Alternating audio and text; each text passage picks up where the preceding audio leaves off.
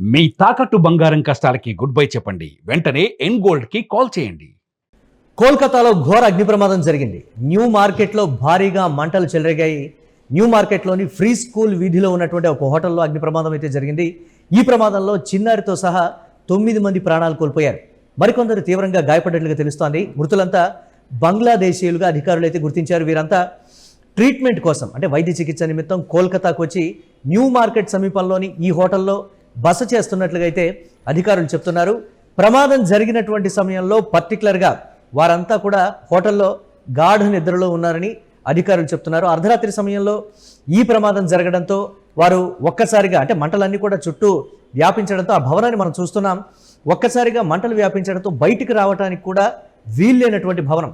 అంటే ఎంట్రీ ఒకటే ఉంది, ఎగ్జిట్ కూడా అదే ఉండేటప్పటికీ పూర్తి స్థాయిలో ఆ భవనం అంతా కూడా చాలా కంజెస్టెడ్గా ఉండటం, లేకపోతే కిక్కిరిసినట్టుగా ఉండటం కావచ్చు, చిన్నగా ఉండటం.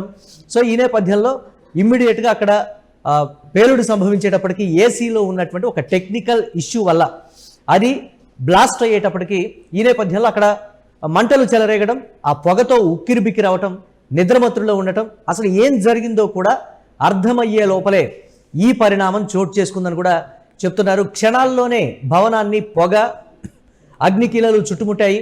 దీంతో హోటల్ గదుల్లో ఉన్నవారు బయటకు రాలేక లోపలే చిక్కుకుపోయారు. ఈ దారుణ ఘటనలో 9 మంది ప్రాణాలు వదలగా మరొక 6గురికి పైగా తీవ్ర గాయాల పాలయ్యారు. గాయపడినటువంటి వారిని వెంటనే సమీప ఆసుపత్రికి తరలించి వైద్యం అందిస్తున్నారు అధికారులు.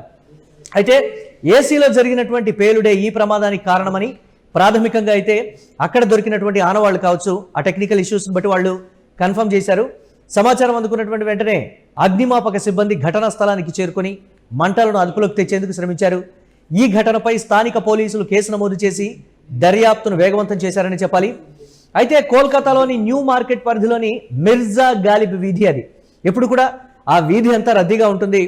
ఇతర దేశాలు అంటే పర్టికులర్గా కోల్కతాకు పక్కనే అంటే బంగ్లాదేశ్ ఎప్పుడు కూడా స్థానికంగా ఉండేటువంటి వారు బంగ్లాదేశ్ అక్కడ రాకపోకలు సాగిస్తూ ఉంటారు. అంటే పశ్చిమ బెంగాల్లో గత ఎన్నికల కన్నా ముందు ఆ బోర్డర్లో ఉండేటువంటి వారు, ఆ దేశ సరిహద్దుల్లో ఉండేటువంటి వారు ఫ్రీక్వెంట్గా రాకపోకలు వ్యాపార నిమిత్తం కావచ్చు, ఇతర అంశాల కోసం ఇమ్మీడియట్గా వైద్య చికిత్స కోసం, లేకపోతే భారత్లో అంటే కోల్కతా పెద్ద నగరం కాబట్టి అక్కడ దొరికేటువంటి వస్తువులకు సంబంధించి బంగ్లాదేశ్ ప్రాంతం నుంచి ఆ పరిధిలో ఉన్నటువంటి వారందరూ కూడా ఇక్కడికి రెగ్యులర్గా వస్తూ ఉంటారు. అది గాలిబ్ వీధి అంటే ఫ్రీ స్కూల్ వీధి అంటారు. అక్కడ ఉన్నటువంటి శిఖా ఇన్ అనేటువంటి హోటల్లో ఎక్కువ మంది బంగ్లాదేశ్ నుంచి వచ్చేటువంటి వారే, వారు అతిథులు కావచ్చు, పని కోసం వచ్చేటువంటి వారు కావచ్చు, లేకపోతే ట్రీట్మెంట్ కోసం వచ్చేవారు కావచ్చు, వారు అక్కడ స్టే చేశారు. ఈ నేపథ్యంలో మనం ఆ భవనాన్ని చూడొచ్చు. అంతా కూడా చాలా చిన్న చిన్న గదులు, చాలా చిన్న ఎంట్రీ కూడా చాలా చిన్నగా ఉన్నటువంటి సిచ్యువేషన్. ఆ భవనంలో ప్రతిదానికి కూడా ఏసీలు బిగించున్నాయి.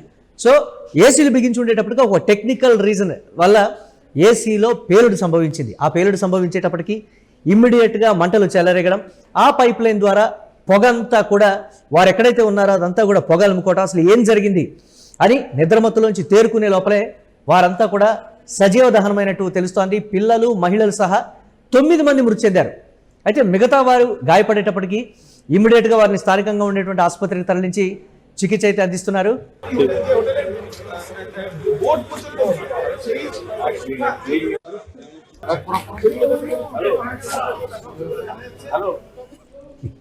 పేలుడు సంభవించినటువంటి సమయం రాత్రి సుమారు 1:45 నుంచి 2 గంటల మధ్య ఆ పేలుడు సంభవించడం. ఇమ్మీడియట్గా కూడా అగ్ని ప్రమాద తీవ్రత మనం చూస్తూ ఉన్నాం. దాదాపుగా పిల్లలు, మహిళలతో సహా 9 మంది అక్కడ మరణించినటువంటి సిచ్యువేషన్. పొగ అలుముకోవడం, అసలు ఏం జరుగుతుందో వాళ్ళకి అర్థం కాకపోవడం, దాని నుంచి తేరుకునే లోపలే వాళ్ళు సజీవ దహనం అవడం, కొంతమంది తేరుకున్నటువంటి వాళ్ళు బయటపడేటువంటి ప్రయత్నం చేసినటువంటి నేపథ్యంలో మిగతా వాళ్ళకైతే తీవ్ర గాయాల పాలయ్యాయి.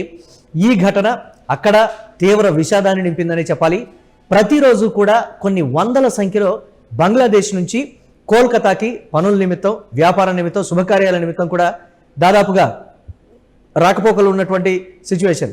అందులో భాగంగానే ఇటీవల చోటు చేసుకున్నటువంటి పరిణామాలు, ఎన్నికల తర్వాత పరాయి దేశస్తులు ఎవరైనా సరే ఇక్కడ ఉండాలి అని అంటే డెఫినెట్గా అనుమతి తప్పనిసరి. ఈ అంశానికి సంబంధించి కూడా ఒక ఇంత చర్చ జరుగుతుంది. మరి వారు ట్రీట్మెంట్ కోసమే వచ్చారా, లేకపోతే జీవనోపాధి నిమిత్తం వచ్చి అందులో ఉంటున్నారా? ఇది పర్టికులర్గా ఈ అంశం కూడా ఈ కోణంలో కూడా చర్చకు వస్తున్నటువంటి సిచ్యువేషన్. బంగ్లాదేశ్కు సంబంధించి పశ్చిమ బెంగాల్లో పరిణామాలన్నీ మారిపోయాయి. ఎవరైనా ఉంటే మీ దేశానికి మీరు వెళ్ళిపోండి అని అధికారం చేపట్టిన తర్వాత అక్కడ ముఖ్యమంత్రి కీలక ప్రకటన చేసినటువంటి పరిస్థితి ఉంది. దాని తర్వాత పరిణామాలు, పరిస్థితులు అన్నీ కూడా మారిపోయినటువంటి సిచ్యువేషన్. ఇంతకు ముందులాగా ఫ్రీక్వెంట్గా రాకపోకలు సాగించేటువంటి పరిస్థితి అయితే అక్కడ లేదు. కానీ ఈ హోటల్లో మాత్రం పర్యాటకులు కావచ్చు, పక్క దేశం నుంచి అంటే బంగ్లాదేశ్ నుంచి పర్టికులర్గా వచ్చేటువంటి వారు శుభకార్యాల నిమిత్తం వచ్చిన, పనుల నిమిత్తం వచ్చిన, లేకపోతే హాస్పిటల్ ట్రీట్మెంట్ కోసం వచ్చిన ఈ హోటల్లోనే ఎక్కువగా ఉంటారు. అది బాగా రద్దీగా ఉండేటువంటి ప్రాంతం. అర్ధరాత్రి ఆ ప్రమాదం జరగడంతో మృతుల సంఖ్య పెరిగిందని కూడా చెప్తున్నారు. ఒకవేళ అది డే టైంలో కానీ జరిగి ఉంటే ఇమీడియట్గా అలర్ట్ అవ్వడం, అందులో ఉన్నటువంటి వాళ్ళని బయటికి తీసుకొచ్చేటువంటి ప్రయత్నాలు కూడా జరిగేవి. గాఢ నిద్రలో ఉండటం వల్ల అంతమంది కూడా చనిపోయారని చెప్తూ ఉన్నారు. అయితే ప్రాథమిక నివేదికల ప్రకారం గదిలోని ఎయిర్ కండిషనర్లో షార్ట్ సర్క్యూట్ లేదా పేలుడు సంభవించడం వల్లే మంటలు వ్యాపించినట్లుగా ప్రస్తుతం అయితే అనుమానిస్తున్నారు. ఇరుకైనటువంటి భవనం అది, మెట్లు పొగతో నిండిపోవడం, అసలు మెట్లు కూడా కనిపించలేదని తీవ్ర గాయాల పాలైనటువంటి వారు చెప్తూ ఉన్నారు. బయట నుంచి వాళ్ళ కేకలు, అలాగే తీవ్ర గాయాల పాలైనటువంటి వారి కేకలతోటి ఆ ప్రాంతం అంతా కూడా దాదాపు 2-2:30 సమయంలో ఆహాకారాలతోటి ఒకంత విషాదకరమైనటువంటి వాతావరణాన్ని నింపిందని చెప్పాలి. దాదాపుగా పొగతో మెట్లు నిండిపోవడంతో ప్రజలు బయటకు రాలేకపోయారు. దట్టమైనటువంటి పొగ కారణంగా ఊపిరాడక చాలా మంది స్పృహ కోల్పోయారని కూడా చెప్తున్నారు. ఈ దుర్ఘటనలో మొత్తం 9 మంది మరణించారు. వీరిలో 6 పురుషులు, 2 మహిళలు, ఒక చిన్నారి ఉండటం ఒకంత విషాదాన్ని అయితే నింపింది. మరొక 6 తీవ్ర గాయాల సమీపంలోని కోల్కతా మెడికల్ కాలేజ్ ఆసుపత్రిలో ప్రస్తుతానికైతే చికిత్స పొందుతున్నారు. ఇక్కడ పర్టికులర్గా వచ్చినటువంటి అనుమానం, బాధితులంతా బంగ్లాదేశీయులే. ఆ హోటల్లో బంగ్లాదేశీయులు స్టే చేయడానికి కావాల్సినటువంటి ఆ ప్రొసీజర్ యాజ్ యూజువల్గా లీగల్గా జరిగిందా, లేకపోతే క్యాజువల్గా గతంలో బంగ్లాదేశ్ నుంచి ట్రీట్మెంట్ కోసం వచ్చినటువంటి వారు, అంటే విదేశాల నుంచి ఎవరైనా వచ్చి హోటల్స్లో స్టే చేయాలి అని అంటే డెఫినెట్గా వారి పాస్పోర్ట్ కానీ వీసాకి సంబంధించి కానీ ఆ ప్రూఫ్స్ అనేవి హోటల్ వాళ్ళకి సబ్మిట్ చేయాలి. మరి ఆ దిశగానే చేశారా? మరి మరణించినటువంటి వారి వివరాలు ఏంటి? ఎస్, 6 పురుషులు ఉన్నారు, మిగతా వాళ్ళు మహిళలు, ఒక చిన్నారి ఉన్నటువంటి పరిస్థితి ఉంది. వారి వివరాలు ఎలా తెలుసుకోవాలి? దాదాపుగా మృతదేహాలన్నీ కూడా కాలిపోయినటువంటి సిచ్యువేషన్లో ఉన్నాయి. వారి వివరాలు ఒకవేళ లీగల్గా కానీ అది లేకపోతే ఏ విధంగా ప్రొసీజర్ ఉంటుందనేది ఇక్కడ ప్రశ్నార్థకంగా మారింది. ఇదే విధంగా మిగతా హోటల్స్లో కూడా అనధికారికంగా కావచ్చు, అధికారికంగా కావచ్చు ఉన్నటువంటి బంగ్లాదేశీయులు ఎవరు, ఈరోజు డెఫినెట్గా ఈరోజు సాయంత్రం లోపల వివరాలు కావాలి అని భారతీయ జనతా పార్టీ దానికి సంబంధించి ప్రభుత్వం ఇమ్మీడియట్గా ఒక ఆర్డర్ పాస్ చేసింది. అన్ని హోటల్స్ని కూడా చెక్ చేస్తున్నటువంటి పరిస్థితి ఉంది పోలీసులు. ఇంకా ఎవరైనా ఉన్నారా, అసలు ఇలాంటి హోటల్స్కి సంబంధించి సేఫ్టీ మెజర్స్ ఏ విధంగా ఉన్నాయి? పర్టికులర్గా ఇక్కడ చర్చనీయాంశమైనటువంటి పరిస్థితి, ప్రాణాలు కోల్పోయినటువంటి మృతులంతా బంగ్లాదేశ్ నుంచి వైద్య చికిత్స కోసం వచ్చినటువంటి బాధితులుగా కూడా అధికారులు ధృవీకరించినటువంటి పరిస్థితి ఉంది. మరి ఏ హాస్పిటల్కి వచ్చారు, ఎలాంటి ట్రీట్మెంట్ తీసుకున్నారు, ఎన్ని రోజుల నుంచి వారు ఇక్కడ ఉంటున్నారు, ఎప్పటి వరకు వారి వీసా గడువు ఉంది, ఒకవేళ వీసా గడువు లేకపోతే వారు ఏమైనా దీనికి సంబంధించి చొరబాటుదారులుగా చూస్తూ ఉన్నారా? క్యాజువల్ రాకపోకలు అనేవి కోల్కతా నుంచి బంగ్లాదేశ్కి, బంగ్లాదేశ్ నుంచి కోల్కతాకి, ఇవన్నీ కూడా నిషేధం అయిపోయినటువంటి పరిస్థితిలో ఇంతమంది ఇక్కడ ఈ విధంగా ఉన్నారు అంటే వాళ్ళకి ఎలాంటి పర్మిషన్స్ ఉన్నాయి, హోటల్ వాళ్ళు ఎలా రానిచ్చారు అనేదే ప్రధానంగా వినిపిస్తున్నటువంటి పరిస్థితులు. అన్ని కోణాల్లో కూడా దర్యాప్తు చేస్తున్నారు. ఇంకా బంగ్లాదేశీయులు ఇలాంటి హోటల్స్లో కొన్ని ప్రాంతాల్లో ఉన్నారనేది ప్రభుత్వం వద్ద ఉన్నటువంటి సమాచారం. మళ్ళీ ఒకసారి వార్నింగ్ కూడా ఇస్తోంది పశ్చిమ బెంగాల్ ప్రభుత్వం ఈ అంశానికి సంబంధించి. ఒకవేళ మీరు ఇలాంటి ప్రమాదాలకు గురైతే మిమ్మల్ని, మీ మృతదేహాన్ని కావచ్చు, మిమ్మల్ని క్లెయిమ్ చేసుకోవడానికి ఎవరు కూడా రారు. మీ డీటెయిల్స్ అనేవి ప్రభుత్వం వద్ద ఉండాలి. ఖచ్చితంగా మీ వివరాలు అనేది మాకు తెలియాలనేటువంటి రీతిలో ఈ ఒక్క ఘటనను ఉదాహరణగా చూపిస్తూ కూడా చెప్తున్నటువంటి సిచ్యువేషన్ ఉంది.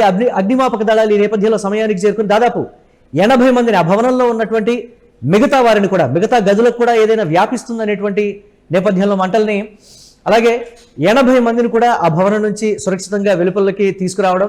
అగ్నిమాపక శాఖ మంత్రి కౌశిక్ చౌదరి సంఘటనా స్థలాన్ని పరిశీలించడం, హోటల్ నిర్వహణలో ప్రాథమిక అగ్నిమాపక భద్రతా నియమాలు పాటించలేదని కూడా ఆయన కన్ఫర్మ్ చేశారు. పోలీసు అధికారులు స్థానిక హోటల్ సిబ్బందిని అదుపులోకి తీసుకొని ప్రస్తుతానికైతే విచారిస్తున్నారు. ఇటీవల బెంగాల్లోని పరిస్థితులు, అలాగే రాజకీయాలకు సంబంధించి పర్టికులర్గా ఈ ప్రమాదం జరిగిందనేటువంటి కోణానికి సంబంధించి కూడా ఒకంత చర్చ జరుగుతుంది. అనధికారికంగా వచ్చి ఉంటే ఇలాంటి ప్రమాదాలు జరిగినప్పుడు ఎవరు బాధ్యులు? ఇది ప్రధానంగా వినిపిస్తున్నటువంటి ప్రశ్న. ఇలా ఎంతమంది ఉన్నారు, వారి డీటెయిల్స్ కూడా మాకు కావాలని ఈ నేపథ్యంలో ఒకంత పరిస్థితులన్నింటినీ కూడా టైట్ చేసేటువంటి సిచ్యువేషన్కి ప్రస్తుతం పశ్చిమ బెంగాల్లో ఉంది. ఈ ఘటనను ఉదాహరణగా చూపిస్తూ మిగతా బంగ్లాదేశీయులు వివరాలు చెప్పాలి లేదా వెళ్ళిపోవటానికి మేము సమయం ఇస్తాం, ఇది ప్రభుత్వం చెప్తున్నటువంటి మాట. చూడాలి, ఇలాంటి ప్రమాదాలు తరచూ కోల్కతాలో జరుగుతూ ఉంటాయి. భవనాల సెక్యూరిటీ కావచ్చు, ఏసీ వల్ల జరిగేటువంటిది కావచ్చు, లేకపోతే షార్ట్ సర్క్యూట్ వల్ల పాత భవనాల్లో హోటల్స్ నిర్వహిస్తూ ఉండటం, తక్కువ ధరకు వస్తుంది కదా అని విదేశీయులు పర్టికులర్గా పక్క నుంచి వస్తున్నటువంటి బంగ్లాదేశ్ నుంచి వస్తున్నటువంటి వారు ఇలాంటి హోటల్స్లో స్టే చేస్తున్నారనేది ప్రధానంగా వినిపిస్తున్నటువంటి విమర్శ.